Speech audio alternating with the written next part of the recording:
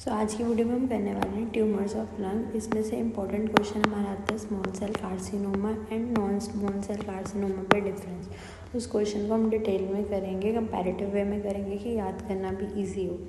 तो सबसे पहले शुरू करते हैं हम लंग के कैंसर को पढ़ने से पहले कि हमारे जो लंग कैंसर है mostly 40 to 70 years of age में होता है और मेल्स में कंपेरेटिवली ज़्यादा है कंपेयर टू फीमेल्स। और जो लोग स्मोक करते हैं उनमें चांसेस 10% और ज़्यादा इंक्रीज़ हो जाते हैं, ठीक है।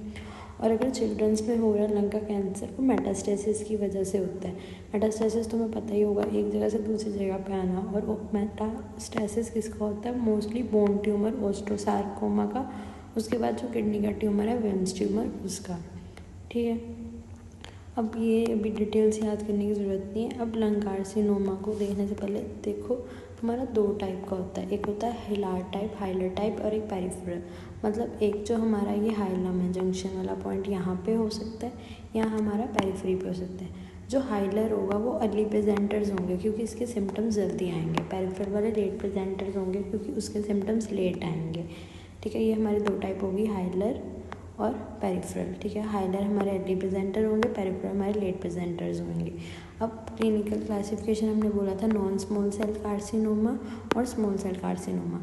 इसको हमने अलग इसलिए किया क्योंकि स्मॉल सेल कार्सिनोमा का ट्रीटमेंट अलग होगा और नॉन स्मॉल कार्सिनोमा का अलग होगा। नॉन स्मॉल सेल में और भी टाइप्स आती हैं जो हम आगे देखने वाले हैं, ठीक है। इसकी कॉज क्या है? या कोई स्मोक कर रहा है, रेडिएशन, इन्वायरमेंट या ऑक्यूपेशन की वजह से हुआ है।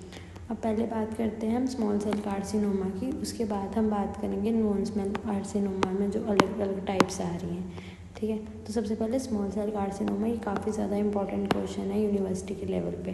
तो स्मॉल सेल कार्सिनोमा को हम ओड सेल कार्सिनोमा भी बोलते हैं और इसका स्ट्रॉन्ग रिलेशन है स्मोकिंग के साथ। जो बंदा स्मोक कर रहा है उसमें ये कॉमन होता है, ठीक है। और पैटर्न इसमें क्या है? नेस्टिंग होती है। अब ये डायग्राम देखो, ठीक है। तो इसमें क्या है कि नेस्टिंग है, पूरा ऐसे ट्यूमर एज अ शीट्स पड़ा हुआ पूरा ट्यूमर, ठीक है। पैटर्न नेस्टिंग या एज अ शीट्स पड़े हुए हैं। उसके बाद स्मॉल ट्यूमर है, ब्लू कलर के small round cell blue tumour है, ठीक है। अगर हम इसकी एक को ऐसे हम जूम करके देखें ना तो हमें क्या दिखेगा? ऐसे सॉल्ट एंड पेपर अपीयरेंस दिखेगी ट्यूमर की, ठीक है। और इसमें म्यूटेशन कौन सी जीन की है? BCL2, जिसने एपोप्टोसिस करानी थी। अब इसकी म्यूटेशन होगी तो एपोप्टोसिस नहीं होगी तो सेल हमारा प्रोलिफरेट करता रहेगा। और इसमें एक दिखता है एसोपार्टी इफेक्ट। एसोपार्टी इफेक्ट क्या होता है? ये जो ट्यूमर सेल है इसमें से कंटेंट लीक होकर ब्लड वेसल के अराउंड ऐसे खुद को अरेंज कर लेता है, जिससे बेसोफिलिक स्टेनिंग ले लेता है जब स्टेन करते हैं। तो इसको हम बोलते हैं एसोपार्टी इफेक्ट, ठीक है। बेसोफिलिक स्टेनिंग लेना वेसल वॉल्स के अराउंड जो लीक आउट मटेरियल है, इसको बोलते हैं एसोपार्टी इफेक्ट। अब ये वाला जो ट्यूमर है स्मॉल राउंड सेल ट्यूमर, ये कीमो को अच्छे से रिस्पॉन्ड करता है और रेडियो को भी, ठीक है। तो इसमें जो मार्कर है वो क्रोमोग्रानिन और स्नेप्टोफाइसिन, ये हमारा ट्यूमर हो गया, ट्यूमर मार्कर। तो ये हमारा स्मॉल सेल कार्सिनोमा हो गया।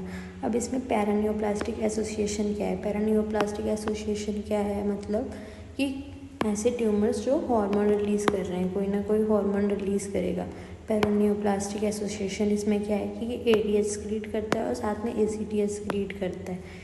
ADH सक्रीट करेगा और ACTH सक्रीट करेगा। रेटिनल ब्लाइंडनेस कर सकता है और सेरेब्रल डिजनरेशन कर सकता है। तो हमने स्मॉल सेल कार्सिनोमा कर लिया। बात करते हैं नॉन स्मॉल सेल कार्सिनोमा के बारे में। नॉन स्मॉल सेल में हमारी 3 टाइप आती है, स्क्वेमस सेल एडिनोकार्सिनोमा और लार्ज सेल कार्सिनोमा। तो सबसे पहले बात करते हैं स्मॉल सेल में स्क्वेमस कार्सिनोमा के बारे में। स्क्वेमस सेल जहाँ पे भी आए इसको याद करना इजी है। इसको डायग्राम को देखो, स्क्वेमस मीन केराटिन। तो जहाँ पे स्क्वेमस होगा वहाँ पे केराटिनाइजेशन होगी। तो इसमें क्या है? मोस्ट कॉमन है इंडिया में squamous cell carcinoma in India. और ये हमारा कहाँ होता है? सेंट्रल में, ठीक है। और ये स्मोकर्स में होता है और मेल्स में होता है। ऐसे याद रख लो, ज़्यादातर स्मोकर्स मेल होते हैं, बस याद रखने का तरीका है, ठीक है। अब बेसिकली इसमें कैरेटिन की पल्स दिखेंगी एक्स्ट्रा सेलुलरली और अंदर हमारे कैरेटिन के ब्रिजेस दिखेंगे। तो देखो स्मॉल सेल तो हमने कर लिया था कार्सिनोमा, उसे ओड सेल कार्सिनोमा भी कहते हैं। अभी हम कर रहे हैं नॉन स्मॉल सेल में स्क्वेमस सेल वाला, इसको एपिडर्मोइड भी कहते हैं। अभी मोस्ट कॉमन है इंडिया में, सेंट्रल होता है, स्मोकर्स में और मेल्स में कॉमन है, ठीक है। अभी अरेंज इन शीट्स, ऐसे शीट्स बनी हुई हैं इसकी, शीट्स में अरेंज है और पॉलीगोनल शेप है। और कुछ याद ना आ रहे तो इसमें केराटिन पल्स होती है एक्स्ट्रा सेलुलरी और अंदर हमारे ब्रिजेस होते हैं। इसका मार्कर कौन से हैं? P63 और P40 इसके मार्कर्स हैं। ठीक है, ये हमारा हो गया। और इसमें म्यूटेशन कौन सी है? P53। स्मॉल सेल में कौन सी म्यूटेशन थी? BCL2। ठीक है, उसके बाद हमारी आ गई एडिनोकार्सिनोमा। एडिनोकार्सिनोमा को हम पेरिफेरल और सबप्लूरल भी बोलते हैं। Adenocarcinoma most common in world है, ये इंडिया में था। इससे उल्टा है सारा, ये नॉन स्मोकर्स में ज़्यादा होगा और फीमेल्स में ज़्यादा होगा। ठीक है, फीमेल्स में और नॉन स्मोकर्स में। ये अर्ली प्रेजेंटर्स हैं क्योंकि हाइलर में थे, ये लेट प्रेजेंटर्स हैं क्योंकि पेरिफेरी में ट्यूमर आ रहा है। ठीक है, अब इसमें म्यूटेशंस हमारी कौन सी है? CK7 म्यूटेशन हमारी इसमें बताई नहीं है मैंने। म्यूटेशन हमारी KRAS की होती है इसमें। ठीक है, उसके बाद हमारी अब इसकी टाइप्स क्या हैं? अब देखो अभी तक हमने क्या रटा? डरो मत। स्मॉल सेल कार्सिनोमा किया था हमने, ओड सेल कार्सिनोमा जो सेंट्रल और पेरिफेरल दोनों था। ठीक है, इसमें नेस्टिंग थी और इसमें हमें याद रखना था सॉल्ट एंड पेपर अपीयरेंस और एजोपार्डी इफेक्ट। एजोपार्डी इफेक्ट क्या है कि ऐसे बाहर को आके अरेंज हो जा रहा है, तो इसमें कुछ डरने वाला था ही नहीं। मेटास्टाइज कर जाता है ब्रेन और एड्रीनल में और इसका वर्स्ट प्रोग्नोसिस है। ऑल्दो ये कीमो रेडियो को रिस्पॉन्ड कर रहा होता है और ये उसके मार्कर्स है क्रोमोग्रेनिन और सिनेप्टोफेरिन। ठीक है, उसके बाद इसमें हमने क्या करा? ये एपिडर्मोइड भी है, ये मेल्स में कॉमन है, स्मोकर्स में कॉमन है, इंडिया में और हाइलर होता है। शीट्स में अरेंज है, पॉलीगोनल इन शेप है, इसमें केराटिन पल्स दिख रहे होते हैं, इंटरसेलुलर ब्रिजेस होते हैं। अब बात करते हैं हम एडिनोकार्सिनोमा की। एडिनोकार्सिनोमा हमारा फीमेल्स में कॉमन होता है, नॉन स्मोकर्स में। अब इसमें हमारे एसिनाए जो हैं वो एसिनल की फॉर्म में अरेंज होते हैं। ठीक है, यहाँ तो एसिनाए हो सकते हैं, या पेपिले हो सकते हैं, या हमारे ब्रोंकोएल्वोलर और लेप्टिक हो सकते हैं। एसिनल वाले हमारे ट्यूमर सेल्स जो हैं वो ग्लैंड की फॉर्म में अरेंज होते हैं। पेपिलरी में यहाँ पर स्मामा बॉडी नहीं है, नॉर्मली हर पेपिले में स्मामा बॉडी होती है। फिर हमारा आ गया ब्रोंकोएल्वोलर। इसमें क्या होता है? हमारे क्यूबॉइडल से लेके कॉलमनर सेल्स होते हैं और ट्यूमर सेल्स को हम क्लारा सेल्स बोलते हैं। ठीक है, और ये क्लारा सेल्स क्या करते हैं? म्यूसिन सिक्रीट करते हैं, तो ये म्यूसिन प्रोडक्शन करते हैं। ठीक है, तो ये हमारा एडिनोकार्सिनोमा हो गया। तीसरा हमारा आ गया लार्ज सेल कार्सिनोमा। बेसिकली इसमें लार्ज ट्यूमर्स है लोकेटेड पेरिफेरली, तो बस इसमें यही है। जो हमारा एडिनोकार्सिनोमा है वो हमारा ये उसके और एक्स्ट्रा सिम्टम लिखे कि वो DIC से एसोसिएटेड होता है, तो इसको। और जो हमारा स्क्वेमस सेल कार्सिनोमा है उसमें पैराथायरॉयड, हाइपरकैल्सीमिया ये सब होता है। इसको नहीं भी याद रखोगे तो चलेगा। तो एक बार हम जल्दी से ओवरव्यू करते हैं इसका, फिर हम लोग करने वाले हैं इसके बाद मैलिग्नेंट मेसोथेलियोमा जो एस्बेस्टोसिस के साथ रिलेटेड है। इस पर भी क्वेश्चन आ जाता है कई बार। तो सबसे पहले इनको रिवाइज करते हैं। हमने बोला हमने 2 तरह क्लासीफाई किया है, स्मॉल सेल कार्सिनोमा और एपिडर्मोइड कार्सिनोमा। ठीक है, और उसके बाद बाकी सारे ये सारे हमारे किस में आ गए? नॉन स्मॉल सेल कार्सिनोमा में, क्योंकि क्लिनिकली इनका ट्रीटमेंट अलग है। स्क्वेमस सेल और एपिडर्मोइड, एडिनोकार्सिनोमा लार्ज सेल। ठीक है, और दोनों कंबाइंड भी होते हैं, इसको हम नहीं पढ़ रहे। तो हाइलर होता है एक, और एक हमारा पेरिफेरल होता है। हाइलर हमारा सेंट्रल अर्ली प्रेजेंटर, पेरिफेरल हमारा लेट प्रेजेंटर। अब हमारी बात करें हम स्क्वेमस सेल कार्सिनोमा से पहले ओड सेल में, small cell carcinoma, oat cell carcinoma. Smoking से रिलेशन है, सेंट्रल भी है और पेरिफेरल भी है और मैलिग्नेंट है बहुत ज़्यादा। नेस्टिंग दिख रही होगी इसमें, और हमारे ये स्मॉल राउंड ब्लू ट्यूमर्स होते हैं। देखो छोटे छोटे राउंड है और ब्लू ट्यूमर्स है। इसकी पूरी लिस्ट होती है कौन कौन से स्मॉल राउंड ब्लू ट्यूमर्स होते हैं। अब इसकी अपीयरेंस कैसी है? सॉल्ट और पेपर अपीयरेंस है। इसमें म्यूटेशंस कौन सी है? BCL2 की म्यूटेशंस है।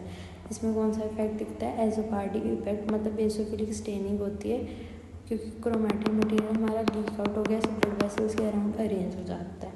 इसका प्रोग्नोसिस सबसे वर्स्ट है और ये ब्रेन और एड्रीनल में मेटास्टाइज कर जाता है। कीमो रेडियो को ऑल्दो रिस्पॉन्ड कर रहा है पर इसका प्रोग्नोसिस पुअर है क्योंकि इसने मेटास्टाइज कर दिया ब्रेन और एड्रीनल में। ये इंपॉर्टेंट पॉइंट है जो ध्यान रखना है। रिस्पॉन्ड कर रहा है, बाकी non small cell carcinoma respond नहीं करते। और मार्कर हमारा क्रोमोग्रेनिन और सिनेप्टोफाइस है। ठीक है, अब हमारा आ गया squamous. Squamous common in India, smokers male, central होता है, केराटिन पल्स दिखते हैं और हमारे केराटिन ब्रिजेस होते हैं। और इसका मार्कर है हमारा साइटोकेराटिन। ठीक है, और यहाँ हमारा कौन सा था? क्रोमोग्रेनिन। हाँ, अब आ गया एडिनो या पेरिफेरल या सबप्लूरल। ये हमारी KRAS म्यूटेशन है, इसमें हमारी P53 म्यूटेशंस है। ठीक है। और इसमें हमारी केरास और हमारी इसकी अब ये फीमेल्स में नॉन स्मोकर में इसकी टाइप्स है एसिनर, पेपिलरी में सुमामा नहीं होगी, ब्रोंकोएल्वुलर या लेप्टिक जिसमें हमारे cuboidal to tall mucin secreting tumour cells है जिसे बोलते हैं क्लारा सेल्स। और यहाँ हमारे लार्ज न्यूक्लियाई है जो जेंट सेल्स की फॉर्म में है, ठीक है। और स्क्वेमस सेल कार्सिनोमा हमारा ADH और ACTH भी सिक्रीट करता है। और ये LCC का बताया वो गनाइकोमेस्टिया करता है। स्क्वेमस सेल हमारा हाइपरकैल्सीमिया, हाइपरफॉस्फोटीमिया और क्लबिंग करता है, ठीक है। इतना याद होता है, करो नहीं होता तो छोड़ दो, ठीक है। उसके बाद ये हमारे हो गए लंग वाले। अब हम करने वाले हैं मैलिग्नेंट मेसोथेलियोमा। अब मैलिग्नेंट मेसोथेलियोमा हमारा मैलिग्नेंट ट्यूमर है जो एस्बेस्टोसिस के साथ रिलेटेड है, जो कि एक ऑक्यूपेशनल डिसीज़ है, ठीक है। मेनली ये मेसोथेलियल लाइनिंग ऑफ लंग से डिराइव होता है, प्लूरल कैविटी से, पेरिटोनियल या पेरिकार्डियल सैक से भी आ सकता है। इसकी इटोलॉजी क्या है कि ऑक्यूपेशन और एनवायरनमेंट एक्सपोजर एस्बेस्टोसिस का, अगर लॉन्ग टाइम के लिए बंदा एस्बेस्टोसिस को एक्सपोज कर रहा है 20 to 40 ईयर्स तक, तो एस्बेस्टोसिस का जो एम्फीबोल टाइप होती है ना, इसकी 2 टाइप्स होती है एस्बेस्टोस की। तो जो एम्फीबोल टाइप है उसमें भी क्रोसिडोलाइट मेन ये हमारी क्या ऑन्कोजेनिक होती है। तो ये क्या करती है, ऑन्कोजेनिक पोटेंशियल रखती है, जिससे अगर मैक्रोफेजेस आके इसको एस्बेस्टोसिस को इनगल्फ करना चाहते हैं ना, तो वो इनगल्फ नहीं होने देते, जिससे बहुत देर तक इन्फ्लामेटरी रिस्पॉन्स चलता रहता है और हमारे ऑन्कोजेनिक पोटेंशियल और मैलिग्नेंट ट्रांसफॉर्मेशन हो जाती है। देखो ये बॉडी में एस्बेस्टोस था, मैक्रोफेजेस इसे खाने आए बट खा नहीं पाते, तो बहुत देर तक इन्फ्लामेटरी रिस्पॉन्स चलता रहता है। उस रिस्पॉन्स की वजह से हमारी ऑन्कोजेनिक म्यूटेशन हो जाती है और मैलिग्नेंट ट्रांसफॉर्मेशन हो जाती है। बेसिकली इसमें हमारा एक इम्पॉर्टेंट चीज़ है जो याद रखनी है कि एम्फीबोल टाइप क्रोसिडोलाइट का रोल है, ठीक है। अब इसमें एंटीजन हमारी कौन सी रिलेटेड है, SV40 DNA एंटीजन। अगर हम इसको ग्रोसली देखें तो ट्यूमर हमारा काफ़ी थिक, मैंने इसकी फ़ोटो लगाना भूल गई मैं, ये हमारा कैसा दिखता है, काफ़ी थिक। ये हमारे लंग है ना मानो, तो उसके अराउंड ऐसे, यार मानो ये हमारा लंग है, तो उसके अराउंड ये ऐसे पूरी कवरिंग सी बना देता है प्लूरल कैविटी के अराउंड ऐसे ट्यूमर, ठीक है। तो thick white fleshy coating over parietal and visceral surface of lung, ये हमारा लंग है, उसकी पैराइटल और विसरल सरफेस के अराउंड ऐसे थिक फ्लैशी कोटिंग बना देता है। तो इसकी माइक्रोस्कोपी में हमारे पास 3 पैटर्न है, एपिथेलॉइड, स्कारकोमेटॉइड और मिक्स्ड। एपिथेलॉइड क्या है, एडिनोकार्सिनोमा, मतलब जो ग्लैंड का कार्सिनोमा है उसके जैसे होते हैं।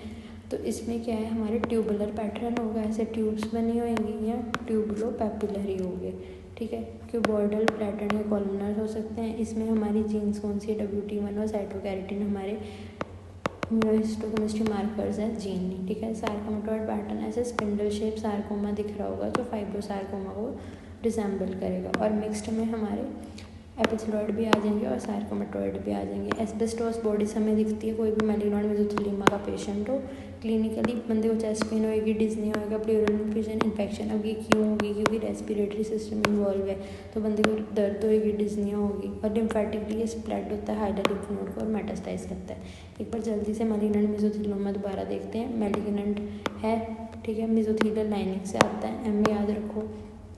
अब बेसिकली एस्बेस्टोस आती है, उसको मैक्रोफेजेस खाने की कोशिश करते हैं पर खा नहीं पाते। एम्फीबोल टाइप ऑफ क्राइसोडोलाइट आई थी, उसको मैक्रोफेजेस खा नहीं पाते, उन्होंने इन्फ्लेमेटरी रिस्पॉन्स कर दिया जो बहुत देर तक चला और इन्वायरमेंट को म्यूटेशन कर दी उसने और मैलिग्नेंट ट्रांसफॉर्मेशन होगी। थिक वाइट ट्यूमर होता है हमारा, फ्लैशी अराउंड द विसरल और पैराइटल सरफेस। 3 पैटर्न होते हैं, एपिथेलॉइड, सार्कोमेटॉइड और मिक्स्ड। एपिथेलॉइड होता है एडिनोकार्सिनोमा, मतलब ट्यूब्स होंगी और पैपिले होंगे, ठीक है। और सार्कोमेटॉइड में ऐसे स्पिंडल शेप रिजेंबलिंग फाइब्रोसार्कोमा होगा, ठीक है। और इनके ऐसे पैटर्न्स के बीच में हमारे कोलेजन फाइबर पड़ा होगा, ठीक है। मिक्स में दोनों होंगी और एस्बेस्टोस बॉडी दिखेगी, क्लिनिकल फीचर्स तुम्हें पता है। तो ये हमारा लंग के ट्यूमर सारे इंपॉर्टेंट हो गए। कोई और टॉपिक तुम चाहते हो तो बता सकते हो, कोई डाउट है तो आप कमेंट कर दो।